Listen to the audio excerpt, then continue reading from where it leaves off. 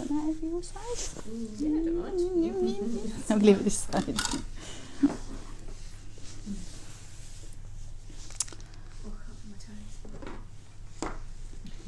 It's a bit chilly, mind you. Not got That's the only thing that really stands out of me. If I'm cold, my toes going. I don't think I have very good circulation. I definitely don't. I've got 2 pairs of socks on today. Just try wiggling them, girls. Do toe exercises. Right, perfect. Not sure whether our live stream really needs toe wiggling exercises to show people, but hey. All part of it for us. We've got a few people, so let's get rolling. Let's get ready. Okay. We're good to go? Yep, good to go. Well, good afternoon to you all. Thank you for joining us this Friday afternoon for our live stream. We're going to focus today on basing and ribbon edging for funeral tributes. My understanding is we've actually been requested this live stream today. Is that right, Laura? Yep. Yep, so hopefully we'll show you exactly what you need us to show you. Do, by all means, please ask questions, and if we're not showing something that you particularly want us to illustrate, then please just let us know and we'll do our best to do that. So hopefully you all tucked up somewhere nice and warm with a nice hot cuppa and not struggling too much with this horrendous snow that everybody seems to have got this Friday morning. Hopefully bring a bit of brightness to your day. So this is my colleague Nat, who you've met before. She's going to be demonstrating while I talk through what she's actually doing. So we have a Oasis foam frame here. This is a 15-inch heart that we're using, but it's just for illustration purposes. This is the foam base and not the plastic base. And to start with, we're just going to do the most basic possible edging that you can do, which is literally just a ribbon edge. So this is usually used for tributes where you don't want a ribbon edging that shows, or if you literally just want to cover the base part of the frame up. So sort of like, we've kind of used that for football pitches and stuff like that before, haven't we? Yeah. Where you don't want anything that's too feminine, I suppose, as much as anything. So all Nat's going to do with that is just literally pin it on to the frame. So we've got a polypropylene ribbon here. Always recommend for funeral tributes that you use a polypropylene ribbon because it's water repellent, and there's nothing worse than seeing ribbon soaking water up and going all horrible and manky. And we've got steel, floristry steel pins here. These are the steel pins, just almost like a dressmaking pin really. You also use them for buttonholes. And we've also got the mossing pins here, which you can get in a 3 cm and a 4 cm depth. So let Nat choose what she uses. Yeah, I'm going to go for the steel pins. Yeah, I prefer to work with steel pins as well.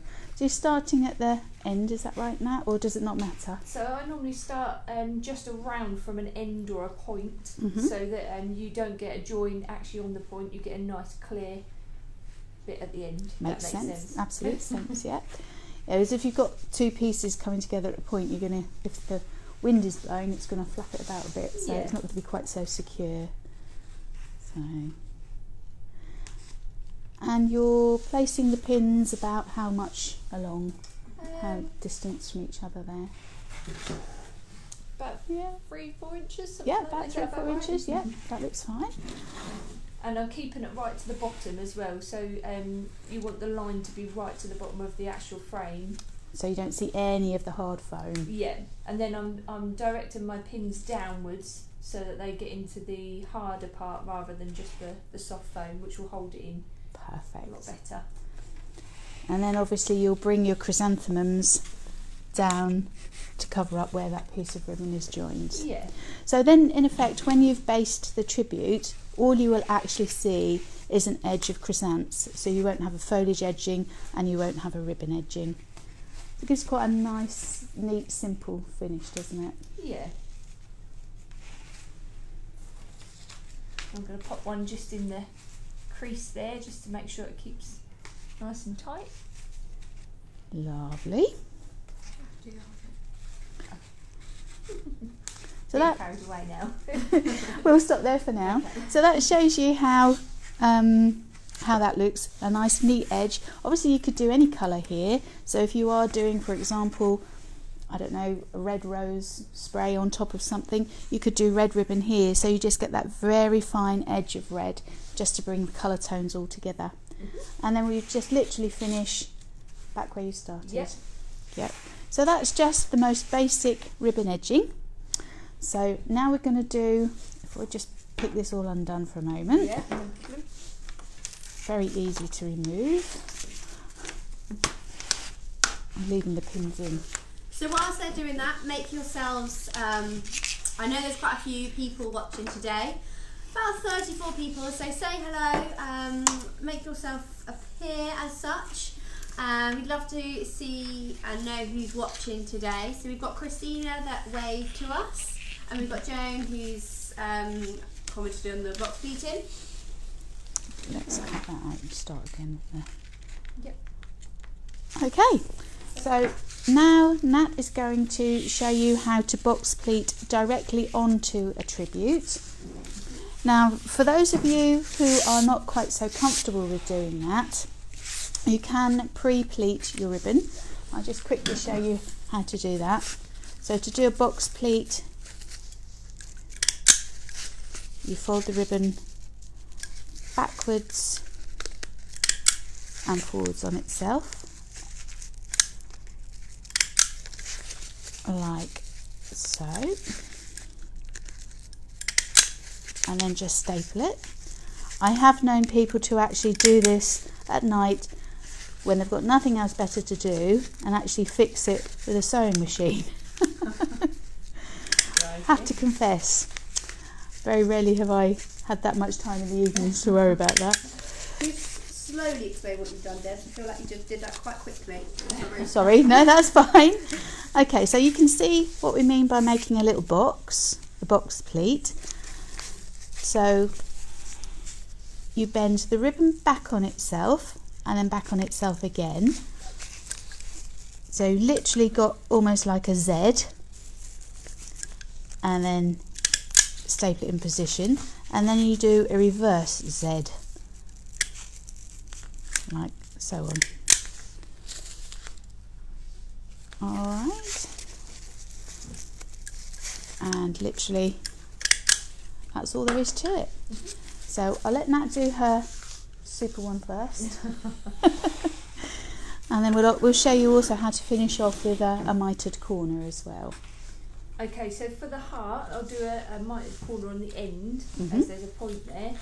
So I normally leave a little bit of a tail there and then start. So I'm doing exactly the same as what you did with yours, except from instead of stapling, I'm just going to pin straight on. So I'm going to start with my first little Z. Now Nat, like myself, has been doing this for many years, so it's easier to do it if you've got a little bit of confidence, you're quite familiar with how to box pleat anyway. Yeah. So if you're not feeling quite so confident, by pre-pleating the ribbon actually gives you, it sounds ridiculous, but almost a spare hand, doesn't it? Definitely. Whereas if you're doing it directly onto the frame, you kind of need both hands, and you've got to be, well, quite cute in how you do it, otherwise it slips and you lose it. Can it be quite difficult? I know you're doing them next to each other. Can it be quite difficult to get them the same size so you can do like slightly smaller and slightly larger? Yeah, that can be. It's just basically practice. So you can do a lot smaller boxes, or you can do a lot larger boxes depending on what you're doing. So if you wanted, say, like a football on a pitch, you could do larger ones. But then if you were doing something intricate like I don't know, a football badge or something like that, you could do lots of little ones. But as terms of this one, it's just a case of practicing to get them all very similar. And it's very much a visual thing as well. You can see when you're looking at it how far you need to go to make it look even and balanced. It is very fiddly to do it this way. But now I've done it this way for so long, I can't do the staple way, which is odd, really. But it gives you the same outcome. It's just that you pin straight on. Is it as secure as it would be if you stapled it and then put it in? Yeah, because you're still directing the pins downwards, so you're still catching the hard base at the bottom. So that shouldn't make any difference, really. One of the advantages of having staples, though, to be fair, is you can hook the pin behind the staple. So if you aren't able to pin into the hard part of the foam quite so easily, by hooking a pin under the staple, it will actually stop it from being pulled out. A bit like if you used a plastic base as opposed to these ones, because you don't have the hard base. Good point. Yeah. So, but the other thing, if you do have a plastic base, is you get a little ridge of plastic around the edge of the foam, don't you? So you could actually use a hot glue gun. So just run a little line of hot glue around the plastic edge, and then literally just push the pleated ribbon down onto that hot edge, and that will secure it quite nicely. I have to be quite speedy doing that, though, because the glue dries very quickly. And it can be, obviously, as the name would suggest, can be very hot. Okay, so the other type of pleating, I'll let you remove that one if you like, while I just... What's the colour of this poly ribbon that we're using? Lime green. It's a nice green, actually. I quite like that one. Yeah, it's I think we're thinking spring, aren't we? Yeah. With the cold weather, hoping for a little ray of sunshine. So while Nat's just removing that, I'll give you that piece to do a... Thank you very much. We didn't show the mitered corner. Oh, okay. We'll do that next. We'll do that, yeah. If I do you another piece like that. Yep, Yeah. lovely. Okay, so I'm actually also just going to show you a single pleat. So this is, you saw me how I did the box pleating. Single pleating is literally half of a box pleat, really. So you just literally, oops, do a single Z as we did before, and just staple it. Whoops. And that's your single pleat, as opposed to the box pleat. I'm quickly going to whip. How much do you want for your mitered corner? Just a couple of boxes, I reckon. So I'm just going to quickly do a couple of boxes for Nat, so that she can show you how to do a mitered corner. Just quickly. So while you're doing that quickly, we've got a few people on. So we've got Chris, who's joining us again from the Philippines. He's a regular. Just tuning in, and what's our project today? So today we're just doing a bit of basing work and a bit of pleating to show you a bit of comparison between skills, as Debbie and Nat do work slightly different. So it's just mainly a discussion, no project that we're doing today. We've got Tina, who's watching from snowy North Dorset, who normally is working in the garden when we're doing our lives, but today it's snowing, so she can't. Oh, bless. And then Angela mentions, I might actually mention that after you've done what you're doing. So what Nat's done here is we've got a row of box pleating and a row of box pleating, and we've come to this natural point of the heart. And Nat's going to just illustrate how you create a mitered corner. Now, if you're using a pre-pleated ribbon, that's a little bit more difficult to achieve. But if you're pleating it yourself, you can actually strategically place the ends where you need them, can't you? Definitely. Okay, so what have you done here then, Nat? So here we've got your box pleating going to the point, box pleating going to a point, and you've got this spare piece of ribbon at the end. So I'll let you carry on. So then what you do is you take your two tails and you fold them inwards, like so, and pop them together. I'll just hold it up because it's a little bit easier. It's difficult doing it upside down. It is. And then what I do is bring both sides so they match evenly each side, which will give you a nice matching point. I'll bring it back down in a second. I have to do it that way round. It's so difficult to do it the other way. Okay. Yep, so you get your two matching points like that. And you've got your ribbon matching at the base as well. That's it. So you've got an even. And then I slide the stapler just underneath and staple 2 or 3 times like so. I'll show you the underneath there so you can see that. So I've just stapled under there, and then I'll cut off the excess ribbon. Can we tell that we cut? Thank you. Need 100 fingers, like so. I still think the best florist equipment is teeth. Definitely. And that gives you. And there you have a lovely mitered corner finish. So neat and tidy.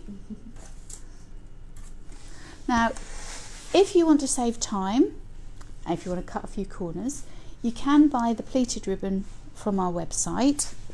Excuse me while I disappear and get that. So this is the pre-pleated ribbon that you can purchase. Comes in all sorts of colours. It's literally a box pleat, exactly as we've created, but because it's on one continuous long roll, I do apologise, that's been sat on by the look of it. You're not quite so easily able to create a mitered corner with that. So in that case, you would literally just pin it around the corner. Yep. You'd get a much softer edge, but it doesn't look quite so sharp and quite so well finished. I don't personally think, but that's just me. Sometimes on a letter tribute, that's nice to have the rounded. So if you have too many letters with too many points, you end up with a lot of points. Yeah. So I think personally for those ones, you're better off not doing a mitered corner. Yeah. So yeah, absolutely. Yeah, I agree. Yeah. So Easy Pleat, it does have its place, but would you say it's more cost effective to do the poly ribbon?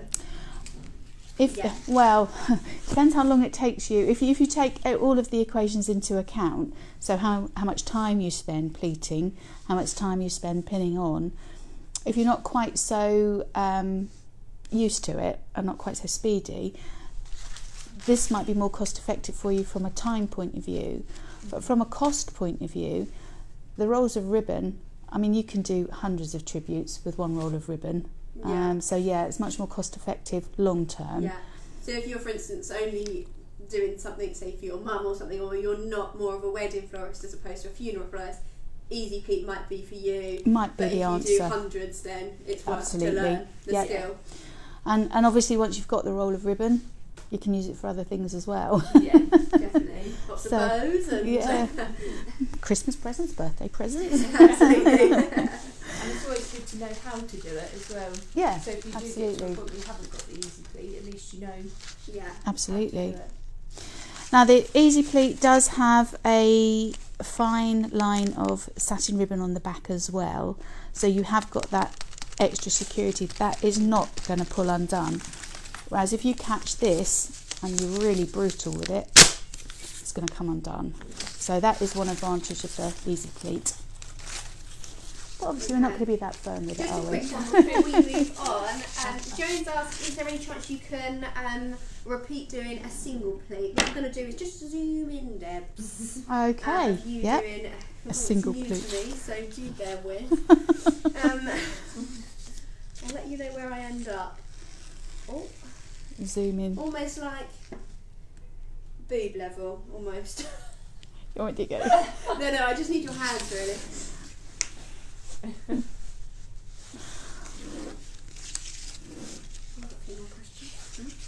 I'm just going to whip over and get that. Okay, so single So pleat. single pleat.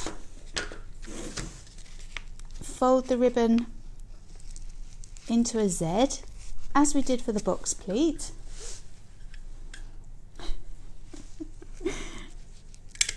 And staple it. So again, whoops, fold the ribbon into a Z and staple, and whoops, fold the ribbon again into a Z and pleat, and fold the ribbon. You're so used to doing one. So used to doing a box pleat, it seems really foreign. You're just repeating, going the same way instead of going back on yourself. And then back the other way. Absolutely, and obviously you can extend that as big as you want to. You can do really massive pleats, like. So, is there any specific occasions where you use the single pleat more than the box pleat? Personal choice, really, isn't it? Yeah, no, absolutely personal choice. So just to show you the difference you can achieve, so we've gone for a really wide single pleat there, not quite so wide there, and then I'm going to do a really fine one for you. So I suppose you could say that the single pleat is a little bit more flexible possibly than the box pleat, although you can vary the sizes of box pleat, can't you? You can, yeah. I'll just show you how the final one can look. It's like a lot of things in floristry really, it's very down to personal preference and how you like working. Absolutely, yeah, and what you think looks aesthetically pleasing. Yeah. I mean, I personally don't like the single pleat, but a lot of people do. So there you've got, it's all single pleat, but you can see, if I turn it around this way,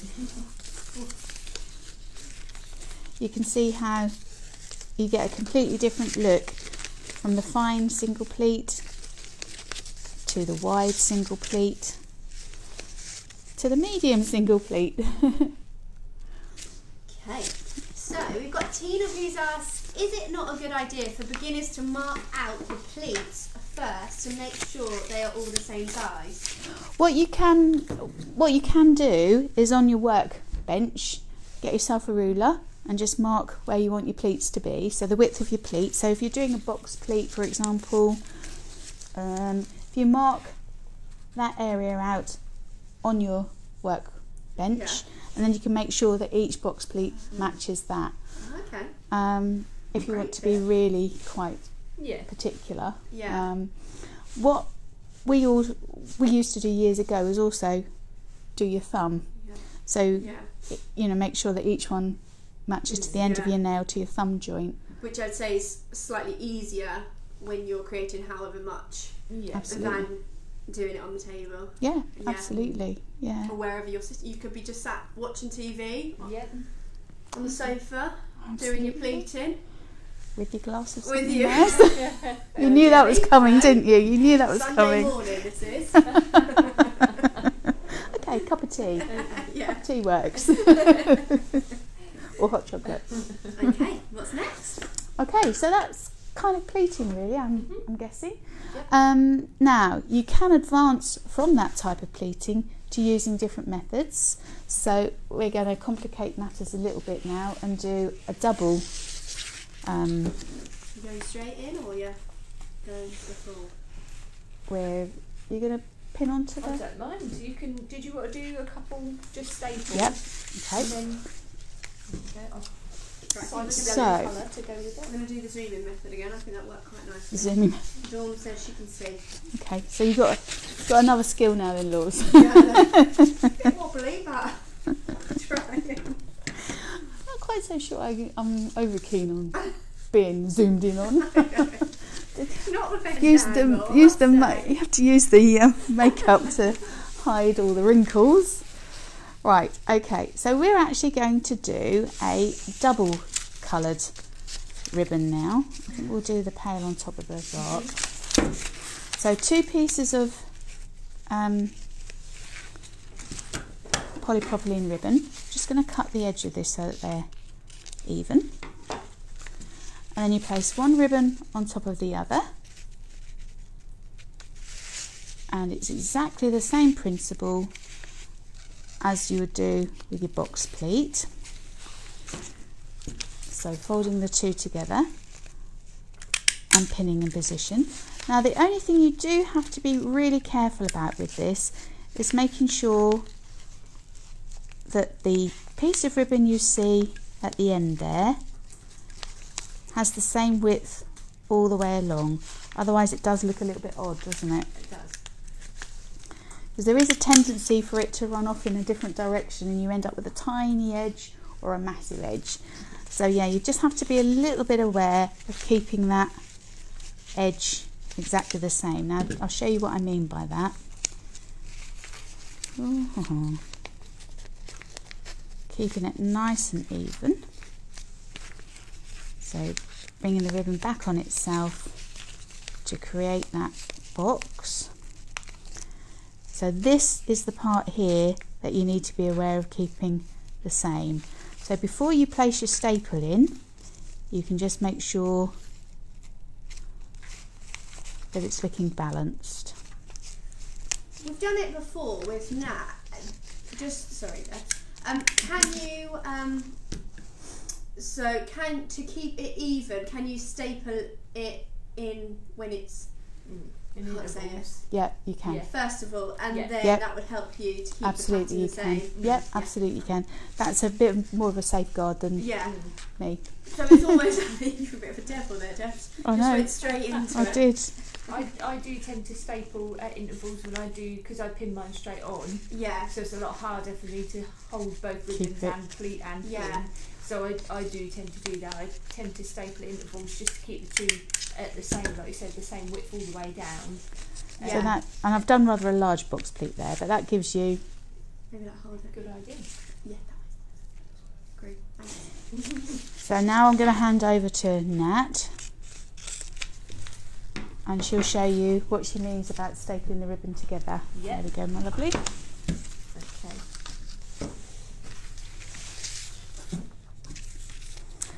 No specific reason why we chose cerise and lime today. We were just feeling colourful. I thought it might be nice because you can really see the colour difference. Yeah, you see, there's method in our madness. I'm going to do it that way. So I'm going to go for a tiny little bit at the bottom.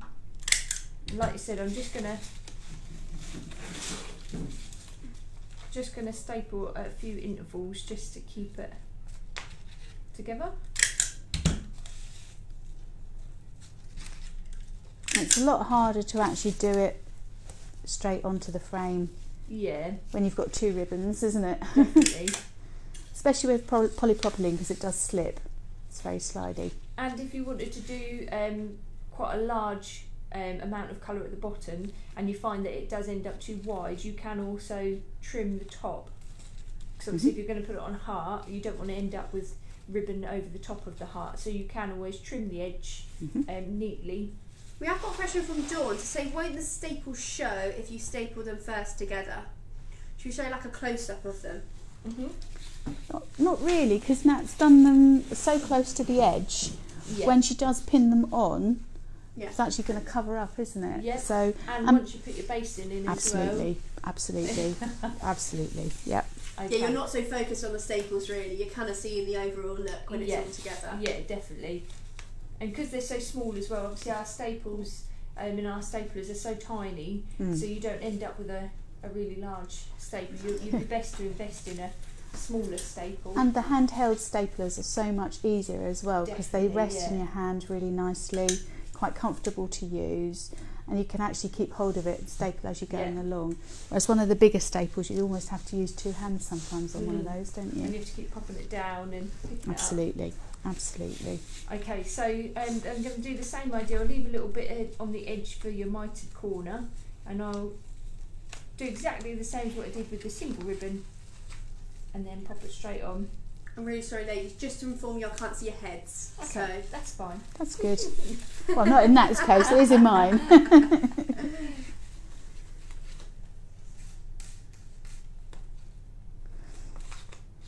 So I noticed, and you might have said it earlier, I'm sorry, that you prefer to use the steel pins. Yes. Is there any reason for that? A lot of people like to use mossing pins. I prefer to use steel pins simply because they're finer, more delicate, and I know this sounds ridiculous, but to me they seem sharper. Yeah. Sometimes the points on the mossing pins are not quite so well finished. Yeah. So when you try and push them through, I'll see if I can show you on that. Excuse me, my lovely, I'm just going to lean over you. So when you try and push through the ribbon, if I show you what I mean, can you see okay there, Laura? Yeah. So when you try and push through that ribbon, you can see it's kind of separating the ribbon a little bit. It's not quite so easy to get through. If you use, sorry, leaning over you again, if you use a single pin, literally just goes through as easy as anything. So, I mean, it is, again, as with all floristry, it is personal choice. and they are made with a nice sharp point, the mossing pins. But yeah, sometimes they rip the ribbon. They do. And depending on what you're using them for, like for example, if you use them on a letter tribute, I do find they are a little bit more of an eyesore. Those the big mossing pins, because there's not much to the frame as such, so you can't hide them. Yeah, and that's Whereas very true. When you see the steel pins, you can also make a bit of a feature about them rather than. Yeah, that's a good know point. what I mean? Yeah, absolutely, that's a good point. Yeah. Yeah, so I mean, mossing pins do have their place, definitely. They're definitely a good part of the florist toolkit. Oh yeah, definitely. But yeah, it is personal choice, really. They're great for like football pitches when you're putting on your moss and things like that. Absolutely, yep, definitely. And also, if you're doing like a laurel chaplet, where you're pinning in leaves and you pin them as you go along, it's a double security with a double pin. Yep. You've done a double. Can you do like a triple? Yep. As many colours as you like. You're just going wild now, aren't you, Laura? Sorry. And you could add Just running with it. an orange to that colour scheme or something. And you could, and you could also do just changing it again. You can do a single box pleat, but then do multi-layers. Right. So so you can start by pinning. So the first layer you pin near the bottom like there. Then you do another layer and another layer, then you end up with 3 different layers. Okay. So you end up with a multi-layer effect. And so if you want to create a little bit of extra depth, you end up with like a bit more of a frill to it. Yeah. Extra puffiness. Yeah. Technical Very term. textured. And like you say, you can layer up the colours as well. If you're doing something like a rainbow tribute, you can do. If you can't get all the colours in your flowers, you can also bring in the ribbon to bring in the colours you're missing. Yeah, Absolutely. definitely. Lovely. Right, what's next? Okay, so I think we're going to do textured fabric ribbon now. Okay, so now as I said earlier, it makes sense to use a polypropylene ribbon because it is water repellent, and unfortunately the only thing you can't plan for any eventuality is the weather, as is very obvious today. So by using a water repellent ribbon, if unfortunately at a funeral it is inclement weather, then the ribbon's not going to get damaged. However, polypropylene ribbon is very shiny. It's not everybody's cup of tea. So if you want to do a tribute that's quite rustic or a little bit more natural in its appearance, then maybe have a little think about something like a Hessian ribbon. Now the principle is exactly the same. You literally would do, I'm going to do a box pleat again. Oops. Oh, sorry. No, that's fine, that's me. Thank you. Going to do a box pleat again, and it's exactly the same principle as you would employ with the polypropylene ribbon.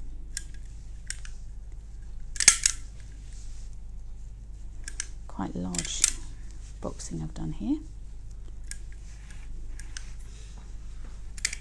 Just so you can see what I mean. Oops. Didn't. Jackie said, would you soak your fluorofoam before attaching the ribbon? Now that's a very good question. that again is very much personal choice. I personally do.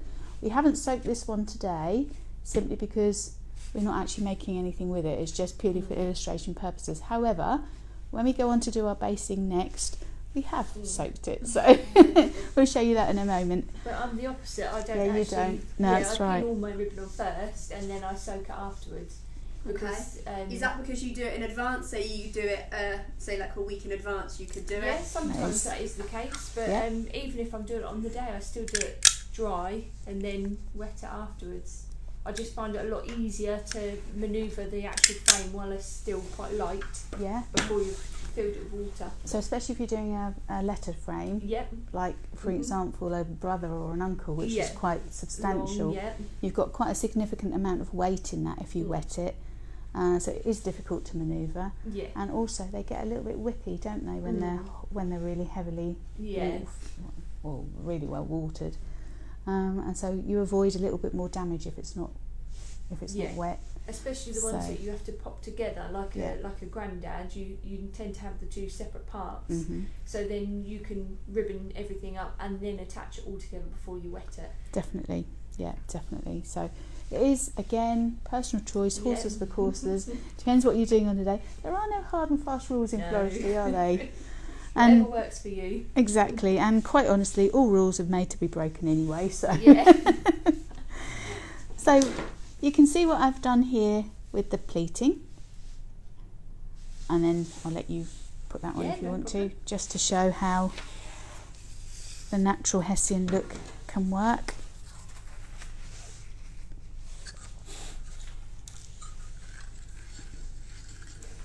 Exactly the same principle in fixing on. Yep.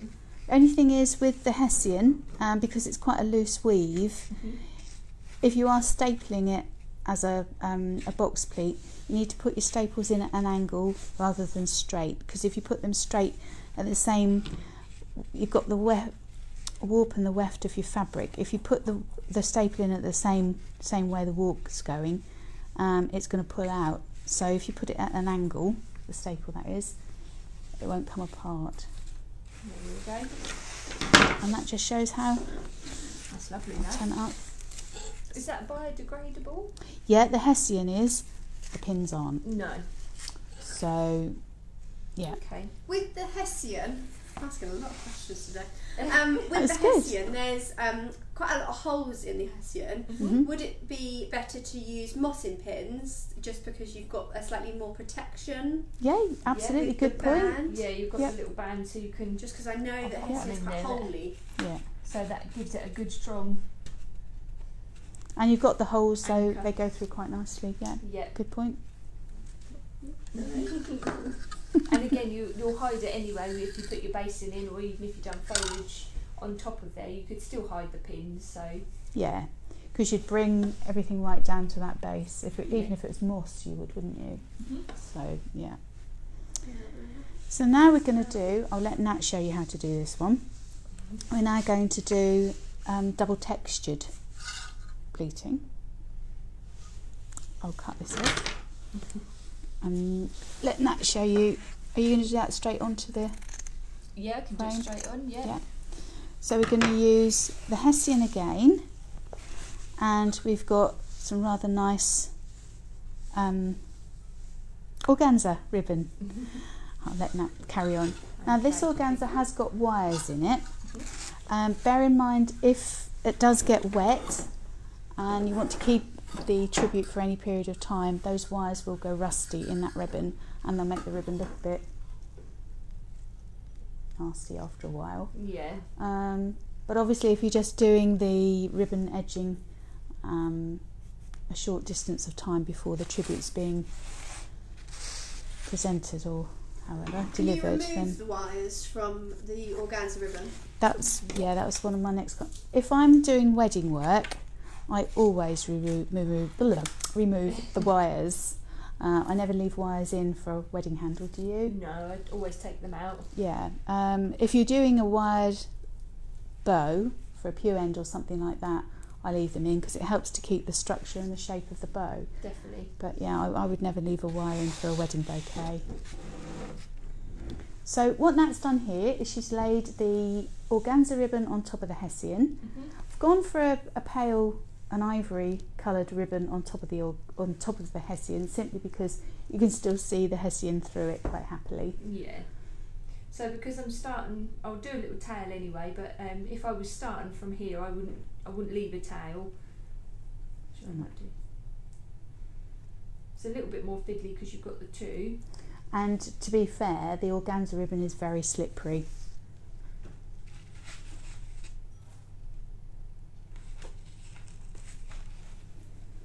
Oh, silence. Is it slightly easier to do the box? I know it's quite slippery, but it's more structured with the wiring. So is it easier to make your shape than the poly, for instance? Actually, I find it harder. Yeah. Do you? Yeah. Yeah. Is it because it's thicker? Well, the wire keeps straight, so you almost have to bend the wire to get the box shape. Okay. Whereas you don't get that with the. You've got more you've got play more with it. flexibility with that. Whereas the whole idea of having a wired edge ribbon is to keep the shape. Yeah. But that works against you when you want to keep bending it, doesn't it? Yeah, and with this especially, you'll find that you'll bend the top, but the bottom won't always match what you're doing. Absolutely. So you have to make sure that you keep both of them exactly as they should be. I've done a larger pleat this time just to give you a good idea. But yeah, sometimes you have to just make sure the bottom's doing exactly what the top's doing. With the double pleating, with the two ribbons, you stapled them together before just for ease. Could you do it with these, or is it just because it's a organza ribbon, it's probably best not to? You could do it with these, but it's not quite so essential because you're keeping the ribbons at the same edge, as it were. Because you're keeping both ribbons together, it's not quite so essential to secure them. I mean, for ease, I suppose you can secure them if you don't want to. If you're struggling with being a bit fiddly, that sort of thing, I suppose you could. Can you show us? I feel like you're building up the tension here. Sorry. Get carried away, that's what it is. So you see what I mean with the bottom, you've just got to make sure that the bits underneath are going where you want them the top bits are going, Let's just trim that little piece of raw edge of the Hessian off as well. But I mean, having the chiffon over the top of the Hessian actually softens the Hessian a little bit. So it does. That would be nice for something, I don't know, maybe like you're doing an angel or something like that and you want sort of a softer effect. That would look really nice. Yeah, lovely. Let's keep those questions coming, guys. Everyone's gone a bit silent. I know we've still got about 40 viewers, so come on. They've got the ribbon Ask at those home. questions. Yeah, they're probably just like trying it out. Concentrating. Okay, right. So we've done the ribbon edging for you. Bring your hands up 1 minute. So we've shown you numerous ways of ribbon edging. Obviously you can foliage edge as well. Yes. So literally cut little pieces of foliage exactly the same size and just pop those all the way around the edge. Again, that gives you a little bit more of a natural feel. And now we're going to show you how to do some basing. Lovely. I'll just get rid of this. How do you want to do the edge on your basing? Do you want to quickly pin? Yes, someone. Okay. So we've just got a piece of designer foam here. It's just been cut off a tribute that we've already done. So just literally to give you an example of how to base. Yep. So that's just quickly gonna. So I don't know about you, but when I use Oasis that has got the base on it, so not the plastic base, but the Oasis base, I always do a flat bit of ribbon around first, and then you pleat on top. Is that how you do yours? Yeah. Such a long time since I've done any. Just so that when you do your pleating, you don't end up with showing that see the Oasis horrible underneath. edge. Yeah, absolutely. Yeah. That's a really good idea. Yeah. I mean, it may seem like a lot of work, but it does make a lot of difference. And the thing is also, you need to bear in mind, it sounds awful, I know, but when you've done a tribute like this and it's sitting on top of a coffin, when the coffin is lifted, you literally just see the edge of the tribute. You don't see the beauty of the top, which you have to almost look over the top to see, don't you? Yeah. So if you can imagine, when this is sitting on top of a coffin, this is what you see. So if you have got, as Nat was saying, a little bit of the foam showing, it looks quite ugly really, doesn't it? So by adding that piece of ribbon, it looks a little bit more finished off. Yeah, it's not the easiest colour to hide really, is it? It's no. A definite green. Yeah. Yeah, it's not a natural woodland green, is it? I mean, even if you're going to do a tribute that doesn't have any ribbon pleating, you know, it's nice just to go around the edge, just to make it look finished. Yeah.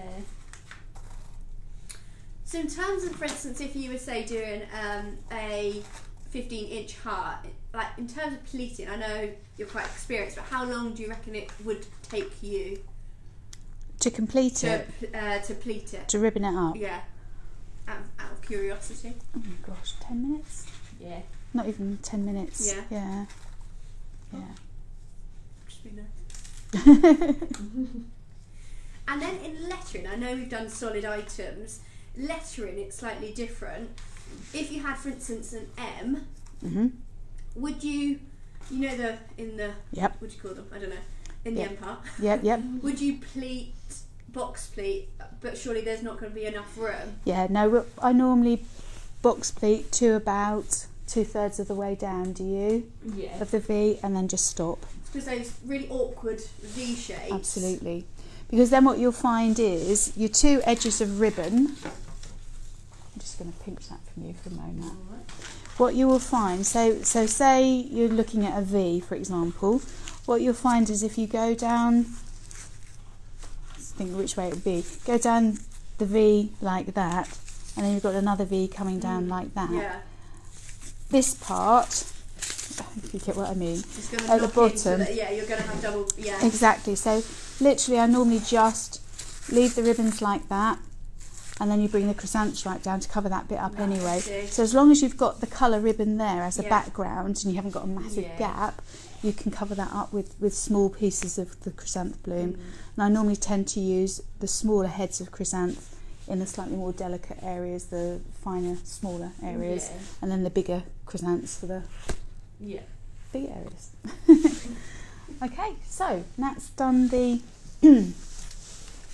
edging here, and as you can see, if we hold that up, you've got a nice underside to it as well, so you can't see any of that ugly foam. So just before we move on to the basing, Joan's got a question. When you're deciding what type of ribbon to put on your tribute, what determines your choice of ribbon? So for instance, if you had a brief. Yeah, that sums it up completely. Yeah. It's the brief that you're given by your customer, really. Yeah. I always like to take into account, when I do a funeral consultation, I speak with the family, I try and find out as much about the deceased as I possibly can, what their likes were, what sort of person they were. If they were a gentleman, like a funeral we did recently, the gentleman was very much a vegetable gardener as opposed to flowers. He really didn't think flowers had a place in the world, he just liked his veg. So we actually ended up doing a vegetable garden for him. So that's kind of where you go from. If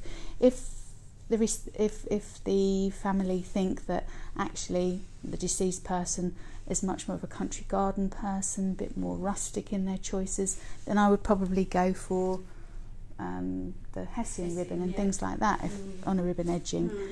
If there's somebody that's a little bit more classic perhaps, and for example supported a football team, and they particularly want to reflect the football team colours or the branding in the tribute, then your ribbons you would choose to match the football colours. So it's very much about what you're doing. Absolutely. In the arrangement that reflects.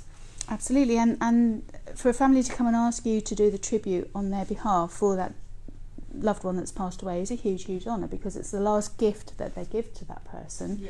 So it's so important that you get it right. So, and it's all about listening to what they want and what the deceased was like. Some people do actually decide what ribbon they want. So some people just know exactly what they want, but others. You get quite a lot of people that come in and say, I don't like ribbon, I don't want any ribbon, that's quite popular. People say they just don't want anything on there at all. So then you go through different avenues then. Yeah, and again you could then use the foliage edging, couldn't you? Yeah. We've got a question from Tina who says, could you use the pleating for weddings as well, or does it look too much like a tribute? If you were using pleating for weddings, you can. I mean, we've done table arrangements before now on a posy pad shape that have had moss and what have you, and a little floating candle in the middle and some spring flowers, and we have done a ribbon edging on that. We've actually used a satin ribbon that then matches in with the bridal so slight change on ribbon. So absolutely, so it was a heavy satin. I've also used tartan ribbon to edge a table arrangement with before, because the wedding had a Scottish theme, so that's a way to bring in the colours. So yeah, you can. I mean, it's multidisciplined, but you kind of have to think about what it's being used for. Yeah. Don't think it would be appropriate to use the polypropylene ribbon for a wedding because it's going to look a bit funereal, I think. But you could On use this style. Yeah. You can use them for bows and things. Can't Oh, you? absolutely. Yeah. Oh, essential on cars because again you can't plan for the weather.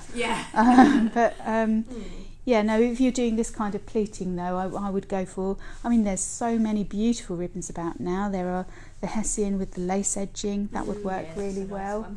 There's the satin ribbons, velvet ribbons, so yeah, the choices are numerous. So yeah, but yeah, it's multidisciplined, you can use it for all sorts of things. Perfect.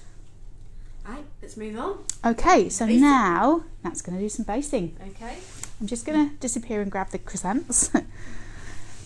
So this, is this aviator or is this Euro? I think it's Euro actually. Okay, so we've got some white Euro chrysanthemums here, chrysanthemum blooms. Now we often get asked, sorry, chrysanthemum spray, sorry, need a coffee. So we often get asked when people are purchasing spray chrysanthemums to base a funeral tribute with, we always get asked how many stems they're going to need to base a certain size. Now that's an almost impossible question to answer accurately because we never always know what grade of chrysanthemum that customer is going to purchase, and we never always know how many stems are going to come in and how developed it is when it comes into us. But on an average you get between 3 and 5 what I would call usable open blooms on a stem. So like so, and then you get lots of smaller assorted blooms as well in varying sizes. Now what I usually do when I base is I actually grade those. So I cut them all, I cut them all first.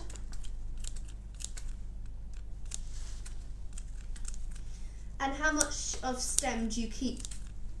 Just out of interest. Now that's quite an interesting question because it depends whether you're using a plastic base or a foam base.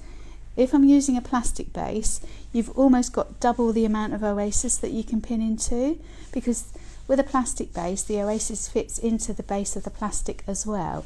When you've got the foam base like this piece of hard foam at the bottom is literally solid, and you've just got the wet oasis on top. So you've literally only got that depth to put the stems into. Now you can create texture, gradients, shapes by using longer stemmed chrysanthemums. So for example, you could start with your chrysanths this high and then gradually grade them down by cutting the stem shorter if you want to create some kind of definition. But yeah, I normally cut, about 1.5 inches. Is that about what you would do as well? Yeah, about that, yeah. So that probably about 1 inch, 1.25 inches, 1.5 inches. Now you can see what I mean by the different sizes. So as I say, I grade those. So large, medium, largish, and then in the sizes. So that, there we go. Don't know if you can see what I've done there.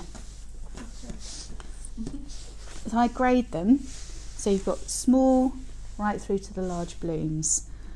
Now the reason why I do that is because quite often if you're doing lettering, you need the smaller, tiny little blooms to create, as we were speaking about the V earlier, to put the little tiny pieces right down into the base of the V, and then gradually expand the sizes. It just looks more natural that way, doesn't it? Definitely. Okay, so I'm going to let Nat start basing. Do you want me to cut a few more for you? Yeah, that'd be lovely. Would you like them graded? Would you like Yes.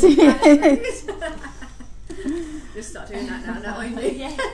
What's that? She'll start doing that. What's that? You graded. Yeah. Grading. Right, I'm going to move in that. Don't start Okay. just yet. Bear So with. it's almost like, would you like sugar with that? Very lazy. It's a bit shaky as well, so do apologise. Not there. Okay, perfect. Okay. So I do exactly the same. Once you've used your chrysanthemum quite a lot, you do tend to start to see it just as it is. and you'll start to, even if you've got a big mound of them, even if you haven't separated them, you'll start to notice which ones you're going to pick. So I tend to go for a medium size round the edge, because you'd like just enough to cover your pins. So if you go for too smaller ones, you'll find there won't be enough coverage to cover the pins. Mm-hmm. And then when I put my side ones in, everybody's slightly different, but I do tend to put mine quite square. So some people will pop them in at an angle, but I do tend to pop mine in quite a square. So if I do it on the side, you can see what I mean there. So I tend to put mine in that way rather than that way. So I'll pop one in and you'll see what I mean. I push it right solid, and then it covers your pins. And I do something very similar, but I'm actually slightly the other way as well. Okay. When I do mine, I go more like that at an angle. Yep. Do that on the side, Debs, do you mind? Making sure. Turn it to the- Yep. That'd be brilliant. So I'll just cut that off a little bit shorter.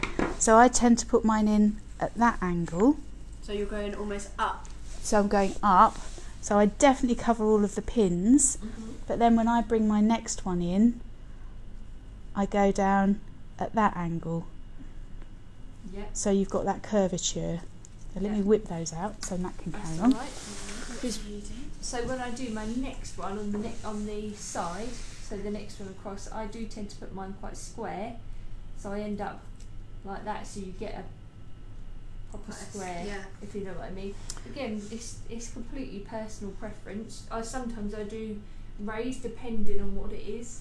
But that's the whole thing though, isn't it? Because we've got Yeah. a square shape here, you Mm. want to recreate that square. So Yeah. that's how you've achieved that. Yeah. If you were doing, I don't know, something like an animal maybe, that's Yeah. got a bit Yeah.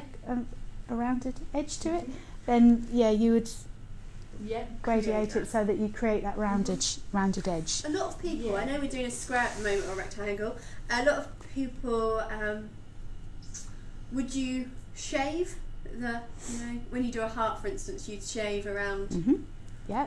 Again, that very with a much. knife? Yeah, absolutely. Again, that very much depends on the tribute that you're doing. We've kept this quite square, haven't we? Yeah. But again, if it was, what can I think of an example at the moment? Letters. Quite Yeah, a lot of people do letters, their yeah. letters shaved. By slicing off that little edge, you do create a rounded shape. So that actually helps you to create, as I showed you when I did my piece there, where we've got more of a curvature rather than a definite square. By shaving the edge off, that does help you to create that a little bit more easily. You can Yeah. follow that line better, Yeah. can't you? Yeah, Yeah, again, it's so personal preference. Like, I personally have never shaved any of my tributes, so I do tend to find it quite difficult if I've shaved. If Yeah, somebody shaved it for me, ready for me to use, I do find it extremely difficult to Yeah. do it then. I understand that. Yeah, you Yeah. just get used to how you do it, really. You do, and again, Yeah. it goes back to what we were saying earlier. That's one of the real lovely things about sharing today's live stream with Nat, Yeah. is because even though we've worked together for many years, we've actually picked up different tips and hints as we've gone along, and we both do things in slightly different ways. But it just shows, as long as you get the end product and you're happy with it, Yeah. it all works. I'm just going to show you what we mean by shaving. So I normally rest my hand on the wet foam and then put the knife in at an angle and then shave it all the way down So it's nice and even then. so it's nice and even. So you then got that smoothness. Now some people will then go back with their fingers and rub off any of the excess just to create a slightly more rounded edge. And there you go, you can see how that's giving you a rounded edge. We've zoomed in. Yeah, that's it. And now we've created a book. We have. Indeed we have. Out of our square, we can now have a book shape. Exactly. Good thinking, Batman. Yeah, sorry ladies, I have hit your face just to get as close up of the... Happy with that? No problem. Okay, so for the next one, when I pop the next one in, what I'll do is actually pull aside the petals. So the next one that I pop in will nestle really nicely in together, so you don't get that gap in between. And then when I do the top one, I do exactly the same. Pop it across and put it in. so that when you do a nice base shape, I was always taught that you shouldn't be able to get your fingers in any gaps. Absolutely. It should be nice and firm. Therefore they hold each other Absolutely. in nicely as well, so you don't end up with any falling out. Perfect. With the chrysanthemums, you're using Euro. Is there any other types that you can use, or is there any particular varieties that you prefer to use? So I know you're quite a fan of Euro, aren't you? I do like Because Euro. Yeah. Euro's neat, it's consistent, you get lots of blooms per stem. You get a slightly more, I guess probably a neater finish with Euro really. There are lots of other varieties. There's Baltica, there's Arctic Queen, there's Bonita, yeah. Zembla. So yeah, Zembla, Bonita, Arctic Queen and Baltica are all what I would call a more shaggy chrysanthemum. Yeah. If that's not too bad a description. So the petals are a little bit looser, they stick out a little bit more, excuse me.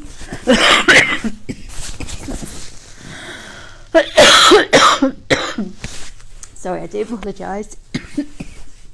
So they stick out a little bit more, whereas the Euro is that much neater and tidier. Sorry, I do apologise, viewers. Okay, there's also Aviator, which is very similar to Euro. It is, yeah. Sorry. Right. Right, carry on. Yeah, I find Euro a lot easier to use because if I do things like a football tribute or something like that, especially if we're going to spray them, like with Spray paint. spray paint, yeah, funny enough. I do find that the Euro tends to hold the actual spray a lot easier as well. And if you're going to trim them, I do tend to trim my chrysanthemums when I do a football tribute or something like that. And I do find that they are just a lot neater. You could do a lot more with those. Yeah. Yeah, I agree. Yeah. I agree. So we've got a definite edge there. There is another way. I'm just going to quickly show you. I've used all your large ones now, sorry. That's all right, that's fine. Okay, so if you want to achieve... Sorry, I do apologise, guys. Suffering the after effects of the winter lurgy that everybody seems to have had. Okay, so I'll just cut these at an angle, as I showed you before. Cutting those a little bit shorter.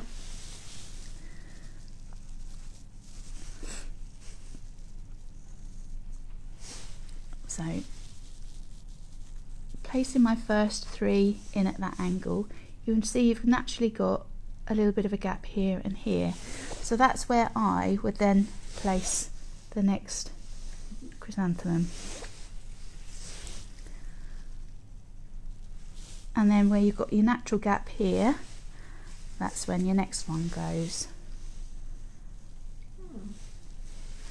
So you've got... So you're almost creating a pyramid style. Exactly. And so one nestles in the natural V of the next one. That gives you a slightly more rounded look again, whereas Nat's gone very neat and very square. Yes. So that's the way to achieve both different styles. Lovely. And obviously you do get your chrysanthemums in all sorts of different colours. Euro we can get in pink, we can get in yellow. And there's absolutely hundreds of spray paints to create whatever colour you want on there. So I think we've covered our ribbon edging and basing today. I hope you've enjoyed what we've shown you. Thank you very much for joining us. I hope you managed to stay nice and warm in this really cold, horrendous weather that we're having. And don't forget to join us next weekend. Sorry, next Friday rather. Next weekend. You can join us next weekend if you like. But next Friday for our next live stream, which is a Valentine focused arrangement, a contemporary style. So from my colleague Nat, and from myself, and from Laura, who you can't actually see, she's tucked behind. Have a lovely weekend, stay warm, and we'll see you next week.